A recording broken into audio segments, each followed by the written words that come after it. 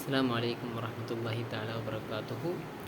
അപ്പോൾ organisation ബിഹേവിയറിലെ 9ാമത്തെ ചാപ്റ്ററായ understanding work teams എന്ന വിഷയത്തെയാണ് ഞാൻ ഇപ്പോൾ സംസാരിക്കുന്നത്. അപ്പോൾ നമുക്ക് ആദ്യം തന്നെ ഒരു ചോദ്യത്തിലൂടെ തുടങ്ങാം. എന്തുകൊണ്ടാണ് ഇന്ന് പല സ്ഥാപനങ്ങളിലും ഒറ്റയ്ക്ക് ജോലി ചെയ്തതിനേക്കാൾ ടീമുകളായി ജോലി ചെയ്യാൻ കൂടുതൽ പ്രാധാന്യം നൽകുന്നത്? കാരണം നമുക്ക് തന്നെ അറിയാം, ഒരു നല്ല ടീം ഒരാളുടെ കഴിവ് മാത്രമല്ല, എല്ലാവരുടെയും കഴിവുകൾ ചേർത്ത് കൂടുതൽ മികച്ച ഫലം നേടാൻ സഹായിക്കുന്നുണ്ട്. അപ്പോൾ ടീമുകൾക്ക് മാറ്റങ്ങളോട് വേഗത്തിൽ പൊരുത്തപ്പെടാനും മികച്ച തീരുമാനങ്ങൾ എടുക്കാനും ഒരാൾക്ക് മാത്രം ചെയ്യാൻ കഴിയാത്ത കാര്യങ്ങൾ പോലും വിജയകരമായി പൂർത്തിയാക്കാനും കഴിയും. അതിൽ ടീം വർക്കിൻ്റെ ഒരു ഉപകാരമാണ്. എന്നാൽ ഒരു കൂട്ടം ആളുകൾ ടീമെന്ന് വിളിച്ചുകൊണ്ട് മാത്രം എന്താകുന്നില്ല, ആ ഒരു ടീമാകുന്നില്ല. അപ്പോൾ നമുക്ക് എന്താണ് ഗ്രൂപ്പും എന്താണ് ടീമും തമ്മിലുള്ള വ്യത്യാസം എന്താണെന്ന് നോക്കാം. അതായത് ഒരു വർക്ക് ഗ്രൂപ്പിൽ ഓരോരുത്തരും സ്വന്തം ജോലി മാത്രം ചെയ്യുന്നു. അവരുടെ പ്രകടനം ഓരോ വ്യക്തിയുടെയും സംഭാവനയുടെ ആകെത്തുകയാണ് ഒരു വർക്ക് ഗ്രൂപ്പ് എന്നുള്ളത്. അതായത് ഓരോ ഇൻഡിവിജ്വലും അവരുടെ വർക്ക് ചെയ്യുന്നുണ്ടെങ്കിലും അതെന്താണ്, ഒരു ഗ്രൂപ്പിൻ്റെ മൊത്തത്തിലുള്ള എന്താ പറയുക, അതിൻ്റെ ആകെത്തുകയാണ്. അതായത് ടോട്ടൽ എന്താണ്, ആ ഒരു വർക്ക് ഗ്രൂപ്പിൻ്റെ പ്രവർത്തനങ്ങളാണ്. എന്നാൽ ഒരു വർക്ക് ടീമിൽ എല്ലാവരും ഒരു പൊതു ലക്ഷ്യത്തിനായി ഒന്നിച്ച് പ്രവർത്തിക്കുന്നു.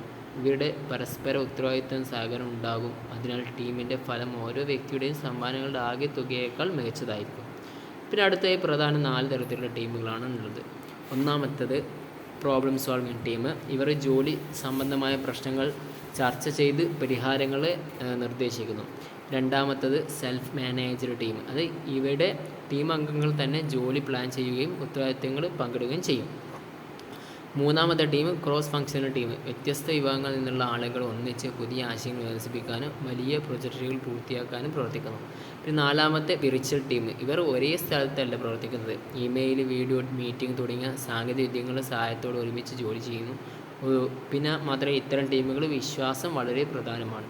പിന്നെ ചിലപ്പോൾ ഒരേ ഒരു ലക്ഷ്യം കൈവരിക്കാൻ ഒന്നിലധികം ടീമുകൾ ചേർന്ന് പ്രവർത്തിക്കും. അതിനായി മൾട്ടി ടീം സിസ്റ്റം എന്നാണ് പറയുക ഇതിന്.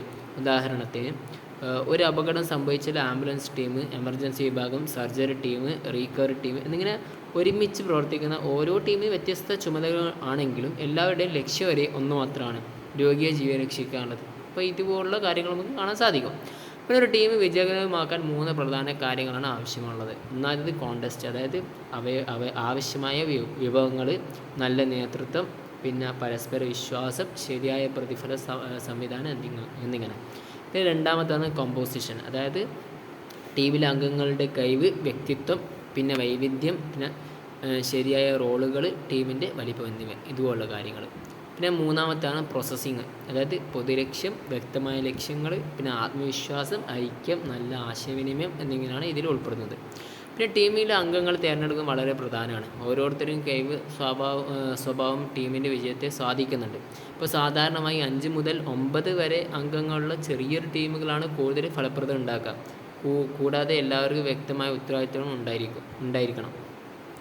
ഇനി വെൽബീയിങ് ടീം റോൾസിനെ കുറിച്ച് നമുക്ക് നോക്കാം. അതായത് വിജയകരമായ ടീമിൽ എല്ലാവരും ഒരേ രീതിയിൽ ആളുകളാകേണ്ടതില്ല. ചിലർ പുതിയ ആശയങ്ങൾ കണ്ടെത്തുന്നവരായിരിക്കും, ചിലർ നേതൃത്വം നൽകുന്നവരായിരിക്കും, ചിലർ ജോലി കൃത്യമായി പൂർത്തിയാക്കുന്നവരായിരിക്കും, ചിലർ സംഘർഷങ്ങൾ ഒഴിവാക്കുക എല്ലാവരും ഒരുമിപ്പിക്കുകയും ചെയ്യുന്ന ആൾക്കാരായിരിക്കും.